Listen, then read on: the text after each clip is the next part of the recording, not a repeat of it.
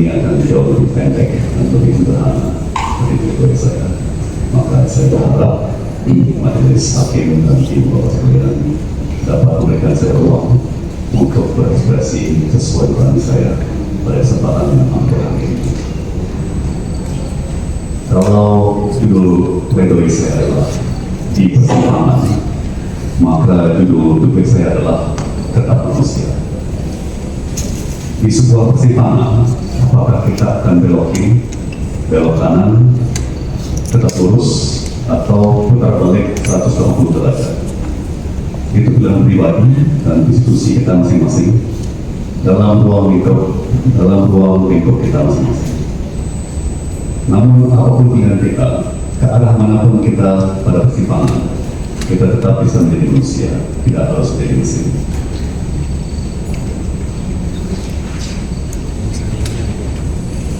Kalau dalam pledoi, saya fokus pada data, fakta, angka, dan teori. Dalam topik ini saya ingin fokus lebih pada landasan moral yang menjadi fondasi di bawah landasan hukum. Moral dan etika adalah fondasi di bawah fondasi. Institusi hukum pun berdiri di atas fondasi moral dan etika. Sebagaimana kita rasakan atau tidak rasakan, melalui suara nurani, melalui suara panggilan Tuhan Allah, kita hiraukan suara-suara berisik, noise, fokus pada suara Tuhan Allah yang lembut, yang merdu dan halus, yang terdengar di hati dan telinga kita. Dalam perselisihan hukum dan yuridis yang sejauhnya menjadi dominan adalah logika, akal sehat, dan rasionalitas berdasarkan data, fakta, dan angka. Tapi dalam sebuah penilaian, seperti dalam sebuah putusan, nilai-nilai dan norma-norma moral dan etika akan memainkan peran penting untuk menyeimbangkan rasionalitas otak dengan isi hati nurani kita dan dengan panggilan jiwa dan agama kita. Ibu bapak yang saya hormati, kita telah mencapai puncak persidangan yang sudah berjalan hampir 4 bulan. Persidangan yang sering sampai malam, yang sering sengit, pertarungan antara penuntut, penasihat hukum, para saksi, para ahli, para terdakwa, bahkan dengan media dan dengan publik. Tensi dan emosi semua pihak rasanya juga sedang mencapai sebuah puncak.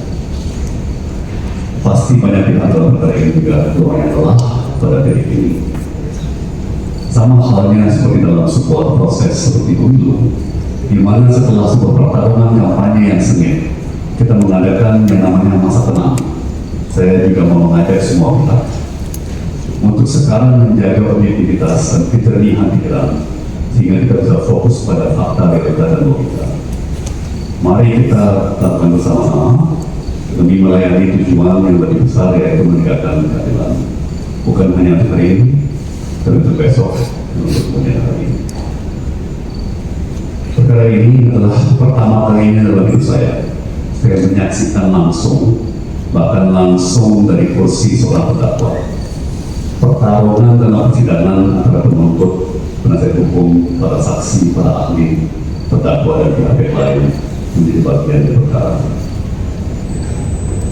Yang saya amati, pertarungan ini benar-benar seperti perang, dengan budal dan roket, tuduhan, bantahan, kesaksian, serta keterangan, pro dan kontra, yang diluncurkan ke dalam medan pertempuran. Benar-benar all hands on deck, semua pihak menggunakan segala sumber daya demi kemenangan. Tepat banget istilah kabut dan asap peperangan, atau maaf dalam bahasa Inggris, the fog of war. Tentunya bahwa semua pihak bertarung sekeras-kerasnya untuk menang, itu adalah hal yang wajar dan perlu. Namun kita sudah mencapai suatu titik di mana memang saya saatnya mengambil jeda sejenak, supaya debu, abu, kabut dan asap dari peperangan dalam persidangan dapat mengendap, sehingga udara kembali jernih dan suasana dapat kembali hening, sehingga majelis hakim dapat mempertimbangkan, dapat merenungkan perkara ini dengan pikiran, hati, dan jiwa yang juga tenang dan jernih. Karena kalau masih tetap suasana abu, debu, asap, kabut, dan berisik, maka akan sulit untuk dapat mewujudkan keadilan melalui proses nurani yang tenang dan dalam. Kedua, saya menyampaikan selamat dan rasa terima kasih yang paling dalam kepada tim penasihat hukum saya yang sangat amat luar biasa dan yang sungguh-sungguh saya cintai.